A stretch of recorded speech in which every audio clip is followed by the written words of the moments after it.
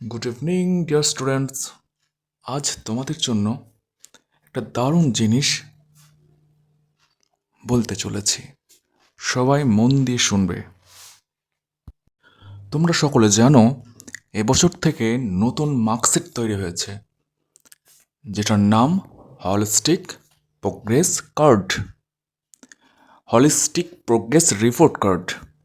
এটা 1 থেকে 8 পর্যন্ত থাকবে এবং সেখানে পড়াশোনার সাথে সাথে আরও অনেক বিষয়গুলো গুরুত্ব দেওয়া হয়েছে। সেজন্য একজন টিচারকে ছাত্রছাত্রীদের পড়াশোনার সাথে সাথে তার এইসব দিকগুলোও অবজার্ভ করতে হবে, এবং না হলে সেগুলো সঠিক মূল্যায়ন করা বা সেগুলো গ্রেড বসানো বা রিমার্কস করা সেগুলো সঠিক হবে না। বিভিন্ন সাবজেক্টের মাধ্যমেই সেগুলো করা যেতে পারে। ধরা যাক আজকে আমরা হেলথ অ্যান্ড ফিজিক্যাল এডুকেশন, স্বাস্থ্য শারীরিক শিক্ষা, এখানে এমন কিছু শেখার আছে যেগুলো তোমাকে হলিস্টিক প্রোগ্রেস কার্ডে ভালো গ্রেড পেতে, ভালো মার্কস পেতে সাহায্য করতে পারে।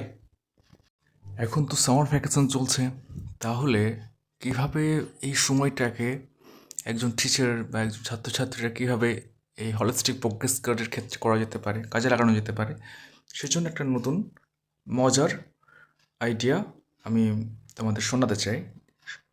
দেখো কেমন লাগে। আর অবশ্যই তোমরা এই হলিস্টিক প্রোগ্রেস রিপোর্ট কার্ডের বিভিন্ন মূল্যায়নের যে বিভিন্ন দিকগুলো রয়েছে সেগুলো অবশ্যই তোমাদের বাবা মাকে বলবে।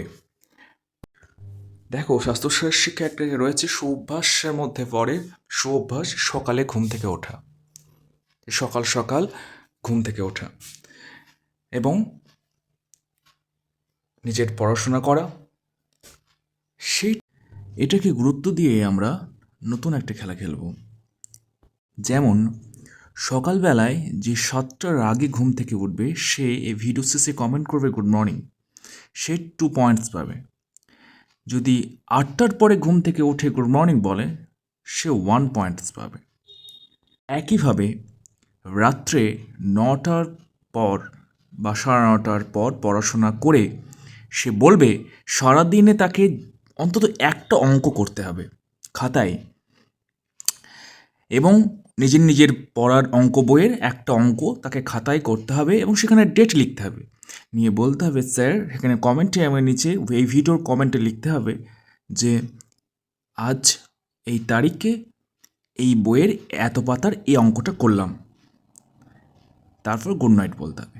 তাহলে সে 3 পয়েন্টস পাবে। আর পড়া না করলে শুধু গুড নাইট বলে 1 পয়েন্ট।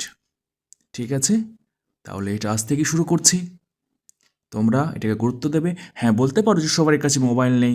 দেখো, এই পয়েন্টটা টোটাল মার্কসে, পড়াশোনার মার্কস হিসেবে যোগ হবে না, এটা তোমাদের সেই মার্কস পাওয়ার জন্য তোমাদেরকে তৈরি করবে। তবে এর জন্য মাসের শেষে আমি তোমাকে অবশ্যই রেওয়ার্ড দেবো তোমাদেরকে, এবং যাদের মোবাইল নেই বা যাদের নেট কানেকশন নেই তারা নিজেরা এগুলো পড়াশোনা করবে, নিয়ে আমাকে দেখাবে। তবে হ্যাঁ, ডেট দিয়ে অঙ্কগুলো করবে, কিন্তু বেশি নয়।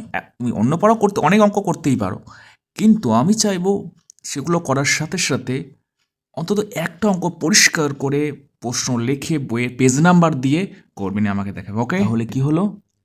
সকালে 7টার আগে যে গুড মর্নিং বলবে সে 2 পয়েন্টস, 7টার পরে যে বলবে সে 1 পয়েন্টস।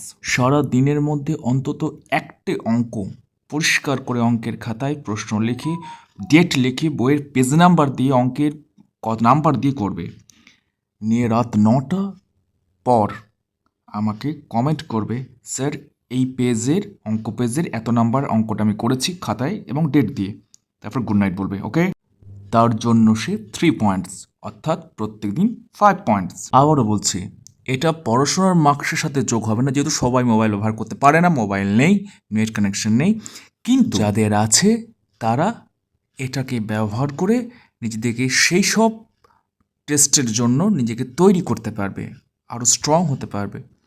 ঠিক আছে, এখানে একটা কথা বলা প্রয়োজন যে সরকারি নির্দেশিকায় এটা বলা হয়েছিল যে এই হলিস্টিক প্রোগ্রেস রিপোর্ট কার্ডের জন্য ছাত্রদের তৈরি করার জন্য একজন টিচার তার নিজস্ব ইনোভেটিভ পদ্ধতি ব্যবহার করতে পারে। ওকে, গুড নাইট এভরিওয়ান।